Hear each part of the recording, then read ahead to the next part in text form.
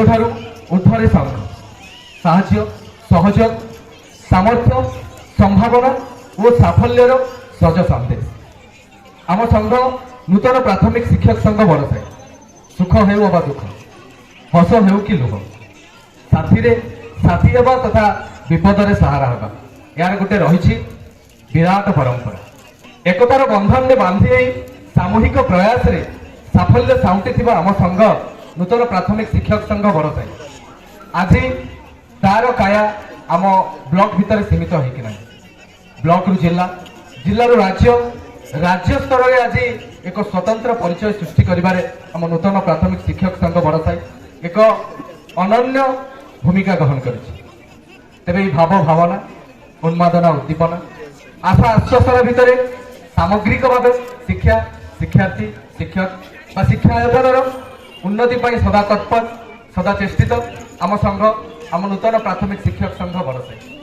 আম সংঘর প্রমুখ সফলতা আপনার সমস্তে জানিথিবে, নিরন্তর নিরবচ্ছিন্ন ভাবে মাসর শেষ তারিখে আপনার মুখ্য প্রাপ্য দরমা প্রদান করিবারে প্রমুখ ভূমিকা গ্রহণ করেছি। কেবল মাসে পাই নুহে, 2 মাস পাই নুহে, বর্ষে পাই নুহে, দীর্ঘ 3 বর্ষ ধরে নিরবচ্ছিন্ন ভাবে আমি মাসর শেষ তারিখ অবা মাসর পর মাসর প্রথম তারিখে আপনার দরমা প্রদান করেছি। 14টি ব্লক মধ্যে কৌশি ব্লকর হুয়ে না আরম্ভ হয়েছিল এই ময়ূরভঞ্জ জেলার বড়সাই ব্লকরে যে বন্ধু মিলন পাই অপেক্ষা করছেন আমার শিক্ষক ভাই ভৌণী মানে। এই বন্ধু মিলন এমিতি গোটে স্বাদ তাহলে ভরপুর রয়েছে। আম উভয়ଙ୍କ ମଧ୍ୟରେ স্নেহ প্রেম ଆଉ বন্ধন। ଆମେ ସମସ୍ତେ ଗୋଟିଏ ଛାତ ତଳେ ଉପସ୍ଥିତ ରହି କେମିତି ଆମର ଭାବନାକୁ ପ୍ରସ୍ଫୁଟିତ କରାଇ ପାରିବୁ ତାର ଲକ୍ଷ୍ୟ ହେଉଛି ଏହି ବନ୍ଧୁ ମିଳନ। এই বন্ধু মিলন মাধ্যমରେ ଆପଣମାନେ ଆମର ଯେଉଁ ଏମ୍ପିଏସ୍ ସଂଗଠନକୁ ମଜବୁତ କରିବା ପାଇଁ ସବୁ ପ୍ରକାର ପ୍ରଚେଷ୍ଟା ମଧ୍ୟ ଆପଣମାନେ ସହଯୋଗ କରିଛନ୍ତି। 3 ବର୍ଷ ହେଲା ଜାରି ରହିଛି ଏ ପ୍ରାୟ ଅନନ୍ୟ କାର୍ଯ୍ୟକ୍ରମ। ଏ ବନ୍ଧୁ ମିଳନ କାର୍ଯ୍ୟକ୍ରମ ଏକ ଆଦର୍ଶ କାର୍ଯ୍ୟକ୍ରମ।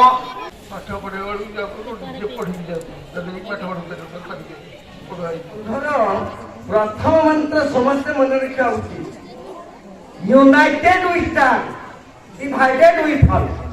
ଆମେ ଯଦି ୟୁନାଇଟ ହେଇକି ରହିବା, ଏକତ୍ରିତ ହେଇକି ରହିବା, ଏକତା ବଜାୟ ରଖିବା, ଯେକୌଣସି କାର୍ଯ୍ୟକୁ ଆମେ ସହଜରେ ହାସଲ କରିପାରିବା।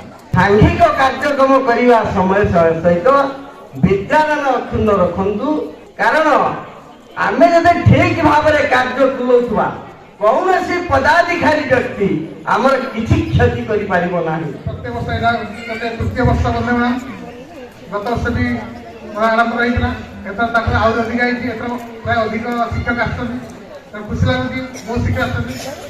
ସମସ୍ତେ ଗୋଟେ ୟୁନିଟି ଅଛି। ଆମର ଏଇ ୟୁନିଟି ରହିଲେ ଆମେ ସମସ୍ତେ ପ୍ରତ୍ୟେକ କ୍ଷେତ୍ରରେ ଆମେ ଆଗକୁ ବଢ଼ି ଚାଲିବା, ସମସ୍ତଙ୍କର କାର୍ଯ୍ୟ ଆମେ ହାସଲ କରିପାରିବା। ଏଇ ଯେଉଁ ଲିଡରସିପ୍ ନେଉଛନ୍ତି ନିଶ୍ଚୟ ସେମାନେ ଏକ୍ଜାମ୍ପଲ୍ ସେଟ୍ କରୁଛନ୍ତି, ମାନେ ଯେ ଲିଡର ମଧ୍ୟ ନିଶ୍ଚିତ ଭାବେ ଲିଡ୍ ବାଇ ଏକ୍ଜାମ୍ପଲ୍। ଏକ୍ଜାମ୍ପଲ୍ ନହେଲେ ସେ ଲିଡ୍ କରିପାରିବ ନାହିଁ। ଏଇଟା ପ୍ରକୃତରେ ଆପଣ ଗୋଟେ ଏକ୍ଜାମ୍ପଲ୍ ସେଟ୍ କରି ଆସୁଛି। ଆଉ କିଛି ଏମ୍ପାୟାର ଆଜି ସମସ୍ତଙ୍କର ଗୋଟେ ଏନ୍ଫୋର୍ସମେଣ୍ଟ ନାହିଁ, ଗୋଟେ ଏମ୍ପାୟାର ଆସିଲେ ଆମେ ଗୋଟେ ୟୁନିଟି ରହିଛେ। ଏଇଟା ଗୋଟେ ଏମ୍ପାୟାର ଆସିବ ନିଶ୍ଚିତ ଭାବେ ଆମ ଭିତରେ ଗୋଟେ ପଜିଟିଭ୍ ଏନଭାରମେଣ୍ଟ। ଏଇଟା ଆସିବ କ'ଣ ଆଟିଚ୍ୟୁଡ୍, 100% ପଜିଟିଭ୍ ଆଟିଚ୍ୟୁଡ୍।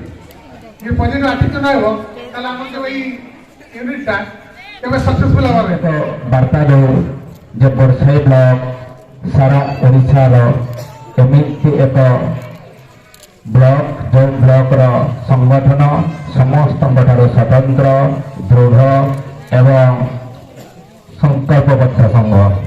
ପ୍ରାଥମିକ ଶିକ୍ଷକ ସଂଘ ଭାବରେ ବିରାଟ ଧ୍ରୁମ ହିସାବରେ ଛିଡ଼ା ହେଇଛି। समय आगामी दिन में सारा ओडिशा रे यदि कौनसी गोटे शिक्षक संगठन कार्य करथबो सी हैला नूतन प्राथमिक शिक्षक संगठन। नूतन प्राथमिक शिक्षक संगठन सहित समस्ते चालुथिबे। विभिन्न ब्लॉक रे संगठन रो शाखा कार्य करछु, किंतु एथिके मो आम ब्लॉक रो शिक्षक मान को आशा करी आम ब्लॉक रो शिक्षक संगठन सारा ओडिशा पय रोल मॉडल हबो। आम भितरे ଆଉ ଟିକେ ଶୃଙ୍ଖଳିତ ହେବାକୁ ପଡ଼ିବ। ଧୈର୍ଯ୍ୟ ସହିତ ଆମେ ଶୁଣିବା, ବୁଝିବା ଆଉ ଆଗକୁ ବଢ଼ିବା।